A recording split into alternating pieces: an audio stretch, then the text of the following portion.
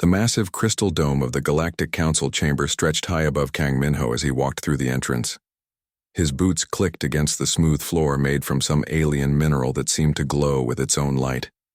Behind him, Park Sola carried a briefcase filled with Earth's finest achievements and records of human civilization. Minho had been Earth's top military strategist for 15 years before becoming humanity's first ambassador to the galaxy. He had prepared for this moment his entire life, though nothing could have prepared him for what he saw next. The council chamber was enormous. 12 different species sat in a perfect circle, each representative more alien than the last. There was Ambassador Vextar, whose reptilian scales caught the light as he moved his long neck. Chancellor Morden looked ancient beyond measure, his gray skin wrinkled like old leather, with eyes that seemed to hold the wisdom of centuries. Other beings floated in tanks of liquid, while some had multiple arms that moved in patterns. Minho could not understand. One species looked like walking trees with faces carved into their bark. Another had skin that changed colors as they breathed. Minho straightened his shoulders and walked to the center of the circle. Sola followed close behind, her scientific mind surely cataloging every detail of what they saw. The chamber fell silent as all 12 species turned their attention to the two humans. Chancellor Morden spoke first. His voice was deep and seemed to come from everywhere at once. So these are the creatures from the third planet of the Yellow Star. Welcome to the Galactic Council, little ones. The word little stung, but Minho kept his expression calm. Thank you, Chancellor. I am Kang. Minho, speaking for all of humanity. We come seeking membership in this great council and hoping to learn from your ancient wisdom. A sound filled the chamber. It took Minho a moment to realize what it was. Laughter. Not the kind laughter of friends, but the amused chuckling of adults watching children play dress-up. Ambassador Vextar's forked tongue flicked out as he spoke. How delightful. They think they can simply join the council. Tell me, little mammal, how long do your kind live? The average human lifespan is about 80 years, Minho replied, unsure why this mattered. The laughter grew louder. One of the floating beings in the tank made bubbling sounds that Sola later told him was their way of expressing amusement. 80 years, Morden repeated slowly. I have lived for over 3,000 years, young one. Some of us here have seen the birth and death of stars. You are but mayflies to us, Sola stepped forward. Perhaps our lifespan is short, but in that time we have achieved much. We have split the atom, traveled to our moon, created art and music that moves the soul. This brought even more laughter. A being that looked like a walking crystal formation spoke in a voice like wind chimes. They split atoms. How primitive. We learned to manipulate matter at the quantum level before your species learned to make fire. Another representative, whose body seemed to be made of living metal, added, They traveled to their moon. One moon. We have reshaped entire solar systems. Minho felt his face grow hot, but he forced himself to remain calm. We may be young compared to your species, but we have potential. We learn quickly and adapt to any situation. Adapt, Vextar repeated, his scaled head tilting to one side. Yes, we have read about your kind. You cannot regenerate lost limbs. Like the Kalari, you have no natural armor like the Stoneback. You cannot survive in space without your crude protective suits. You cannot even speak to each other with your minds like the Mindari. Each word felt like a blow. Minho had known humans were different from these species, but hearing their limitations listed so casually made them sound pathetic. Chancellor Morden raised one ancient hand, and the chamber fell silent. The council has discussed what to do. With your species, you are clearly too primitive to join us as equals. However, you show some promise. Perhaps in a few thousand years you might develop into something worthy of our attention. What does that mean for us now? Minho asked. We grant you protected primitive status, Morden announced. You will be given a small sector of space, around your home world. You may develop naturally within this area. We will observe your progress and provide guidance when necessary. Sola's scientific training took over. Protected primitive status? Are you saying we are like animals in a zoo? The laughter returned louder than before. What a delightful way to put it, Vexitar said. Yes, exactly like that. A nature preserve for an amusing species. Minho's hands clenched into fists. We came here seeking partnership, not to be treated like pets. Partnership, the crystal being chimed. What could you possibly offer us? Your weapons are primitive. Your technology is barely past the steam age by galactic standards. Your art, while charming, lacks the depth that comes with centuries of experience. The metal being added. Your violent tendencies are well documented. You fight wars over resources we could create in moments. You damage your own planet with your industry. You are children playing with dangerous toys. Chancellor Morden nodded slowly. This is why you need our protection. Left to your own devices, your species will likely destroy itself within a few centuries. It has happened before with other young species. So we are to be prisoners in our own solar system? Minho demanded. Prisoners? No, no, no. Mordoon's tone was that of a patient teacher explaining something simple to a slow student. You are being protected. The galaxy is dangerous for such a fragile species. There are cosmic storms that would strip your worlds bare, pirates who would enslave your people, diseases that would wipe out your entire population. Vextar leaned forward. Think of it as a nursery, a safe place for baby civilizations to grow up. The session continued for hours. Every human achievement was dismissed as crude. Every request for technology or expanded territory was met with gentle refusal and more laughter. When Minho asked about trade agreements, he was told that humans had nothing the galaxy wanted. When Sola inquired about scientific exchange, she was patted on the head like a curious child and told that human minds could not possibly understand advanced galactic science. As the session ended, Chancellor Morden stood slowly. We look forward to watching your species develop, little ones. Perhaps your great-great-grandchildren will be ready for a more serious conversation. Walking back to their small diplomatic ship, Minho was quiet. His jaw ached from keeping his expression neutral throughout the humiliation. Sola finally spoke. They think we are jokes. Yes, Minho replied. They do. What do we tell Earth? Minho stopped walking and looked back at the massive council building. Through its transparent walls, he could see the representatives still gathered, probably sharing more jokes about the amusing little humans. We tell them the truth, he said quietly. And then we show them what a joke can do when it stops being funny. Neither of them knew it yet, but those words would echo through the galaxy in ways that would shake the very foundations of the Council's power. For now, though, they were just two humans walking away from the greatest humiliation their species had ever faced. The galaxy had made its first mistake. It had underestimated humanity.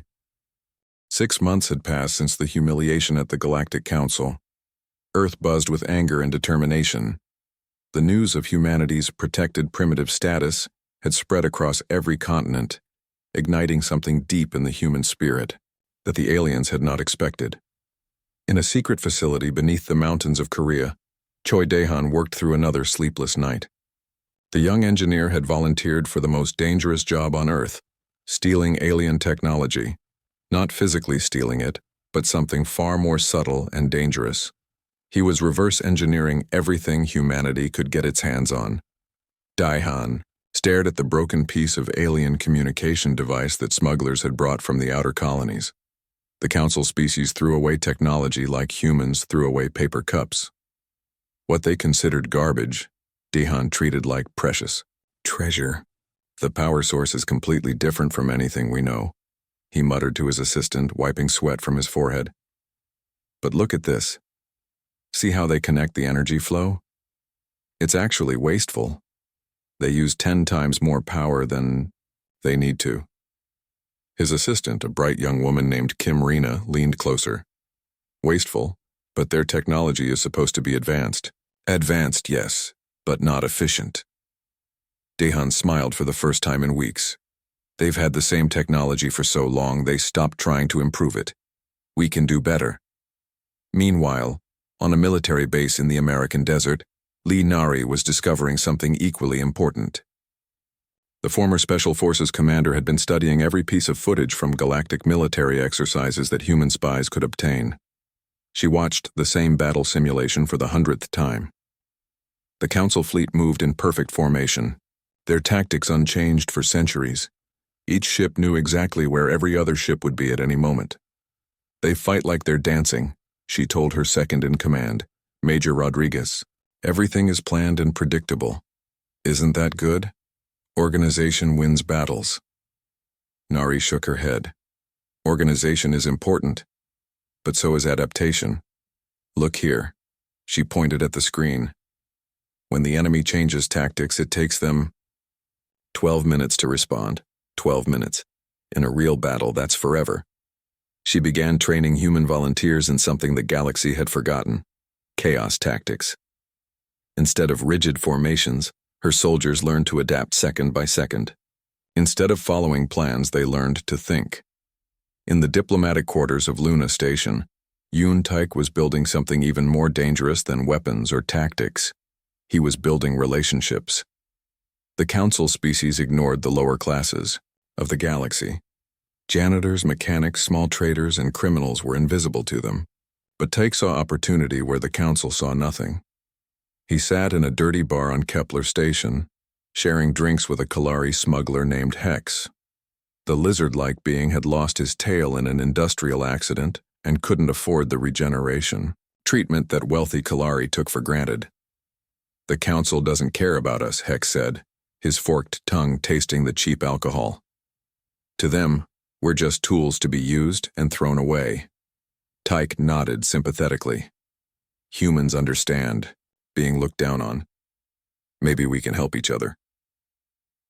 Over the following months, Taik built a network that spanned dozens of worlds. Forgotten species, outcasts, criminals, and the working class who kept galactic civilization running but received no respect for it. To the Council, these beings were invisible. To humanity, they were allies. Captain Zilnoth of the Council Security Force filed his monthly report without much thought. "Human activity remains within acceptable parameters," he wrote. "No signs of technological advancement beyond predicted levels. Species remains contained within assigned sector." He was wrong on every count, but his arrogance blinded him to the truth. What Zilnoth didn't know was that human ships were already moving through the galaxy. Not the clumsy vessels the Council had seen, but new designs that combined human engineering with reverse-engineered alien technology. Dahan's breakthrough had come 3 months earlier. By studying discarded alien components, he had learned to make hybrid technology that was better than the original. Human manufacturing techniques refined over centuries of competition and war could produce more precise components than the automated systems the aliens relied on. The first hybrid, human ship looked crude from the outside, but its heart was revolutionary. It used half the power of an equivalent alien vessel while producing twice the performance. More importantly, it could be modified and upgraded in ways that standardized alien technology could not. Captain Sarah Chen, piloting the first of these new ships, reported back to Earth with barely contained excitement. "It's incredible. The ship responds like it's reading my mind. The aliens build their ships to last forever, but they can't change or improve them. Ours can be different every day if we need them to be." Meanwhile, Nari's training programs were producing soldiers unlike anything the galaxy had seen. Human special forces learned to fight in zero gravity, toxic atmospheres, and crushing pressure. More importantly, they learned to think like humans, in a galaxy that had forgotten how to be unpredictable.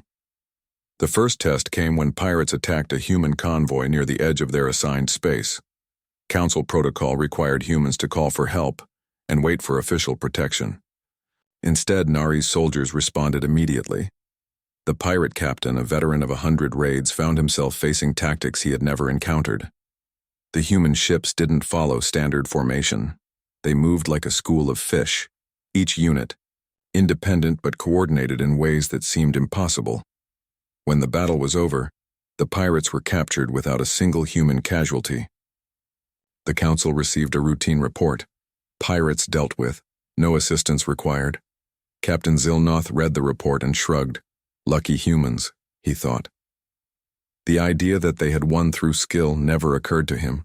Back on Earth, the three leaders of humanity's secret revolution met in a secure bunker.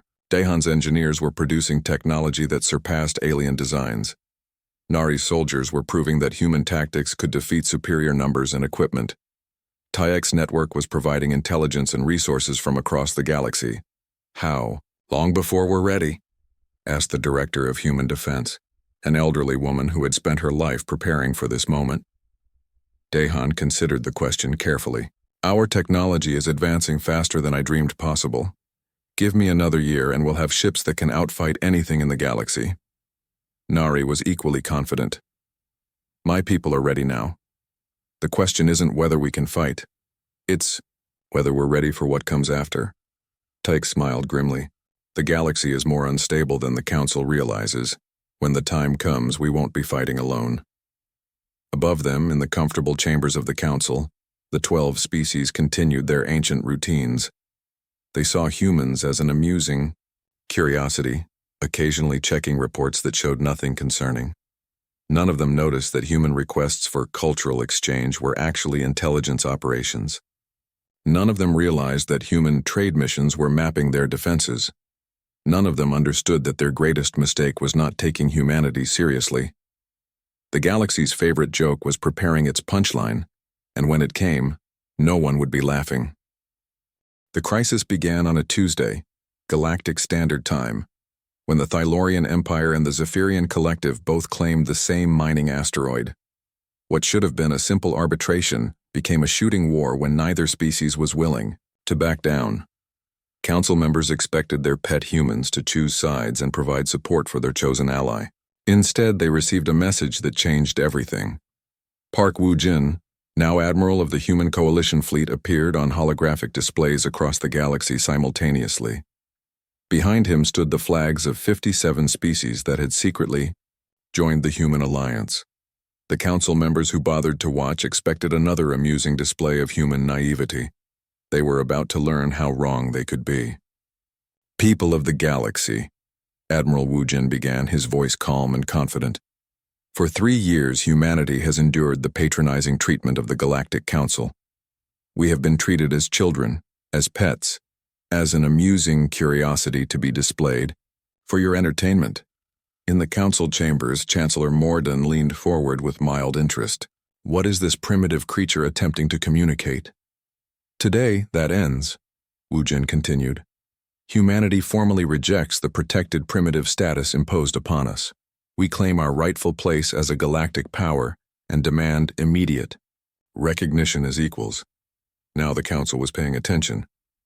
Ambassador Vextar's forked tongue flicked out nervously. Surely this is some kind of jest. Humans lack the capability to make such demands. The hologram continued. To demonstrate our capabilities, we present the following evidence. The display changed to show space around Earth. Instead of the small human fleet the Council expected, to see hundreds of advanced warships filled the screen. Ships that were clearly human in design but incorporated technology that rivaled anything in the galaxy. Impossible, whispered Resonance Prime. Our intelligence reports show no such construction. Capabilities. The display shifted again, showing hidden colonies across the galaxy. Thriving cities on worlds the Council had dismissed as worthless. Manufacturing centers and asteroid fields that were supposedly too dangerous to approach. Mining operations on planets that were officially uninhabited. Admiral Kexhari felt a chill run through her telepathic consciousness. Her worst fears were being confirmed in the most dramatic way possible. We have established 57 colony worlds, Woo-jin announced. Our population exceeds 100 million galactic citizens. Our manufacturing capability now rivals that of any Council species. The final display showed something that made several Council members gasp in shock. Human ships docked alongside vessels from dozens of other species. The alliance Tyek had built was vast and included several species the Council had never bothered to contact. We are not alone, Woo-jin said simply. 57 species have joined our coalition, united by a common desire for progress and mutual respect. Together we represent nearly 2 billion galactic citizens. In the council chamber, chaos erupted. Representatives shouted questions and accusations. How had humans hidden such massive expansion? How had they developed advanced technology without council knowledge? How had they built such a large alliance without detection?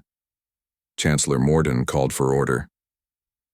This is clearly an elaborate deception. Humans lack the sophistication for such undertakings.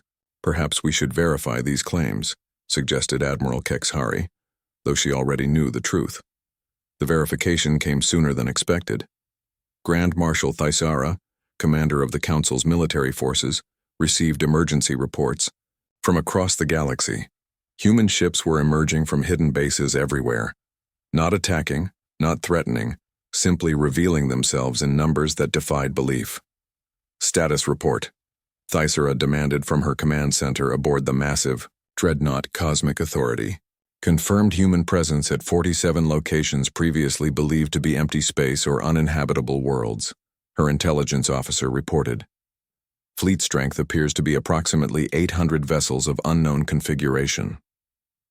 Thaisara studied the tactical displays with growing alarm. The human ships were positioned at strategic points throughout Council space.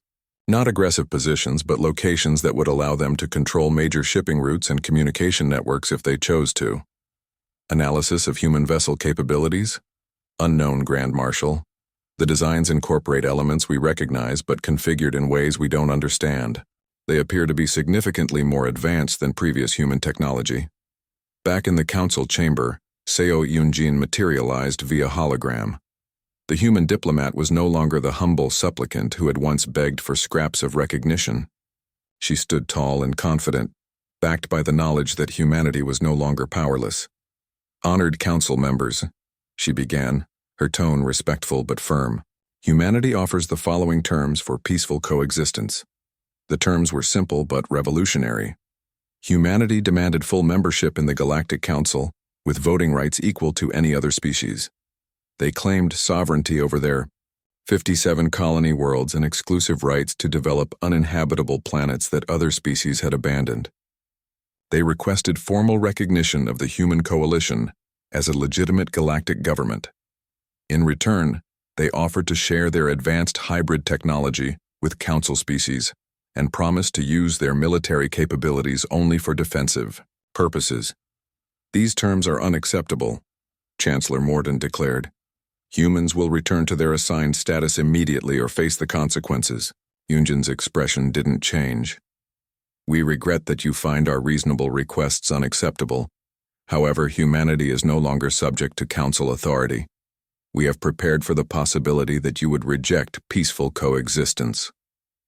Grand Marshal Thaisara took that as her cue to act. Despite Admiral Kexhari's warnings about human capabilities, Thaisara was confident that superior Council technology would quickly end this rebellion. All fleet commanders, this is Grand Marshal Thaisara, she broadcast to the Council's military forces. Human rebels have revealed illegal settlements and are making terrorist demands.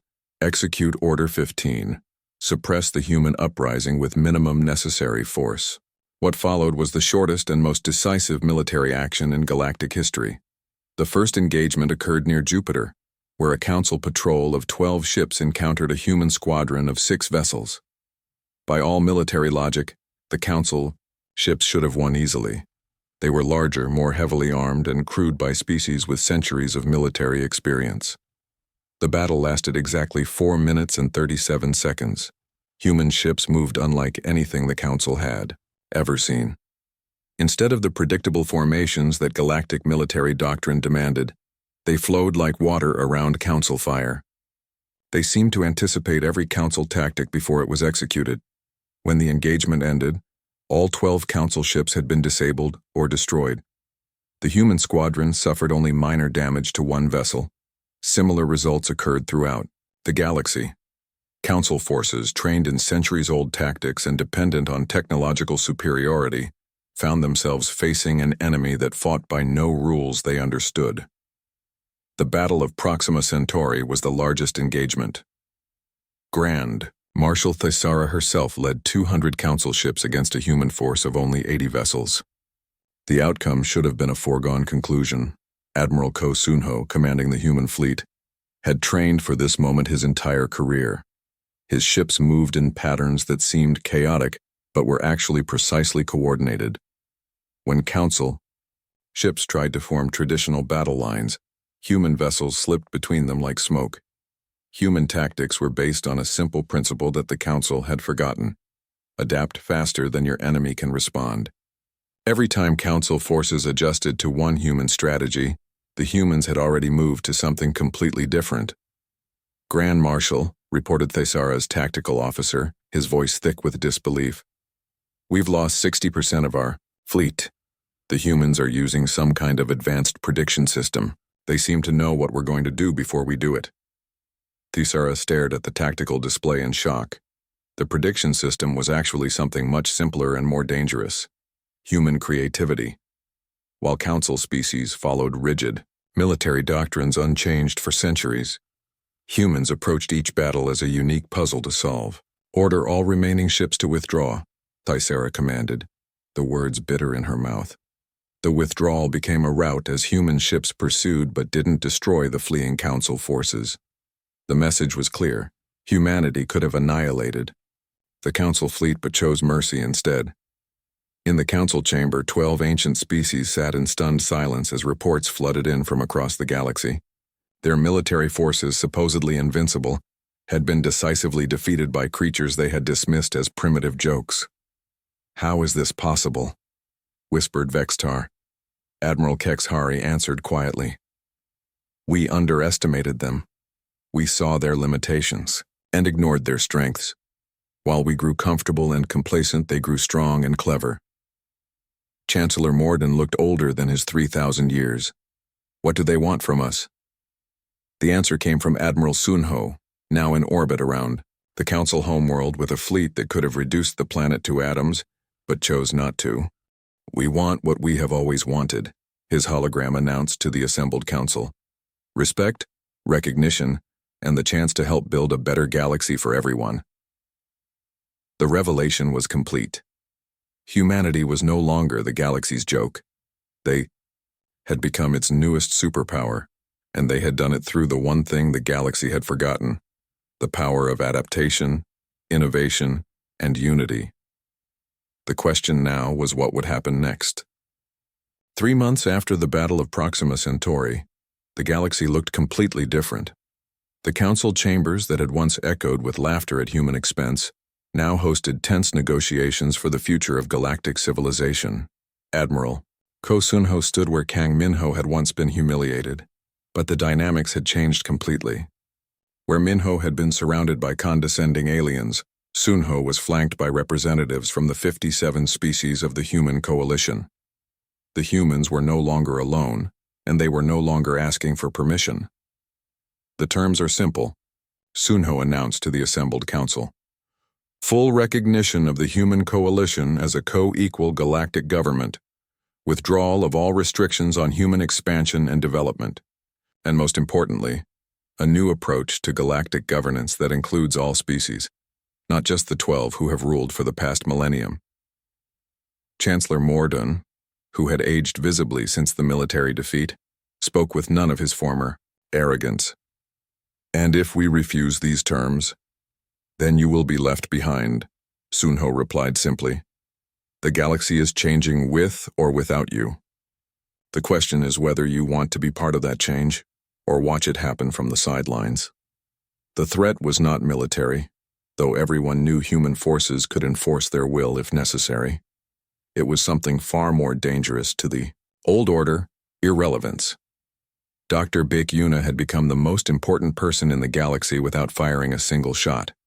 The human scientist led research teams that were advancing technology at a pace that shocked even her. In her laboratory on New Terra, one of humanity's most successful colonies, she worked alongside alien scientists who had joined the coalition not for military protection, but for the chance to be part of genuine innovation. The breakthrough came from combining Thylorian energy matrices with human adaptive programming, she explained to her mixed species team. Neither approach worked alone, but together they create something entirely new. The result was technology that could literally reshape matter at the molecular level. Not just the crude manipulation that the Council species had used for centuries, but true transformation that could turn asteroids into habitable worlds or poisonous atmospheres into breathable air. "How long until we can begin large-scale terraforming?" asked Dr. Vex, the Kalari scientist who had been cast out by his own people but found purpose with humanity. 6 months for the first test sites, Una replied. "Within 2 years we can begin transforming entire worlds." The implications were staggering. The galaxy contained thousands of worlds that were marginally habitable or completely hostile to most life. If humans could make them livable, the population and resource problems that had plagued galactic civilization for centuries would disappear overnight. Minister Nam Hyuk had the most delicate job in the new order. As humanity's chief diplomat, he had to negotiate with species that had recently been trying to destroy human civilization, while also managing the expectations of coalition members who wanted immediate change. "The Mindari are willing to discuss limited cooperation," he reported to President Lim Darrow during their weekly briefing.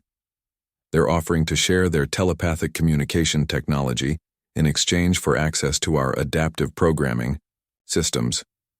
"What about the Stoneback Collective?" Darrow asked. "Still hostile, but they're isolated. None of their traditional allies are willing to support them against us. They're beginning to realize that stubbornness won't protect them from becoming irrelevant." The transformation wasn't limited to technology and politics. The social structure of the galaxy was changing in ways that the old council couldn't have imagined. On the mining world of Kepler 438b, formerly a Thylorian slave planet, human administrators worked with local species to establish the first truly multi-species democracy in galactic history. Instead of one species dominating others, representatives from each group worked together to solve problems. "It's not perfect," admitted Colonial Administrator Park Somi as she watched a joint human Thylorian Kalari construction crew working on a new city. "But it's fair. Everyone has a voice and everyone benefits from the results." The old council species were learning that adaptation was not optional. The Zephyrian Collective had been the first to formally request membership in the human coalition, abandoning their traditional allies in favor of joining the winning side. "We have studied your methods," announced Zephyrian Ambassador Clix during the membership ceremony. "Your approach to governance, to technology, to cooperation between species, offers benefits that our old ways could not provide." Not everyone was adapting successfully. The Stoneback Collective, proud of their warrior traditions, refused to acknowledge human authority. Their leader, War Chief Thuron, declared that his people would never bow to soft-skinned mammals. Response was swift and decisive, but not violent. Human ships simply bypassed Stoneback territory entirely. Trade routes were redirected. Communication networks excluded Stoneback worlds. Within weeks, the proud warrior species found themselves completely isolated from galactic civilization. "We could have destroyed them," Admiral Sunho explained to a gathering of coalition leaders. "But that would have made us no better than the old council. Instead, we let them choose their own path. If they want to rejoin the galaxy, they know what they need to do." The isolation was more effective than any military action. Cut off from galactic trade and communication, the Stoneback economy collapsed within months. Their young people began demanding change, and their old leaders found themselves increasingly irrelevant. Former Chancellor Morden requested a private meeting with President Darrow 6 months after the end of the war. The ancient being who had once dismissed humans as amusing pets now came as a supplicant seeking accommodation. "We have made mistakes," Morden admitted, his voice heavy with centuries of regret. "We allowed ourselves to become comfortable with power and blind to change.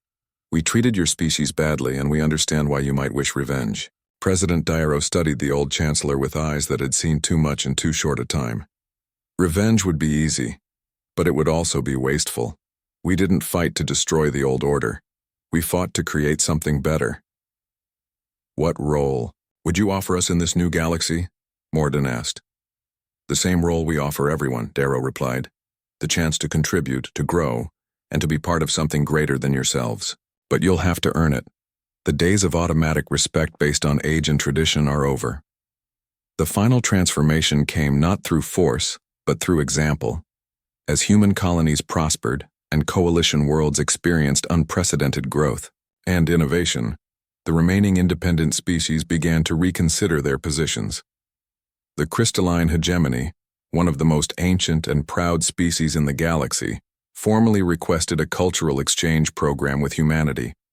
Their leader, Resonance Prime, made the announcement with obvious reluctance but unmistakable sincerity.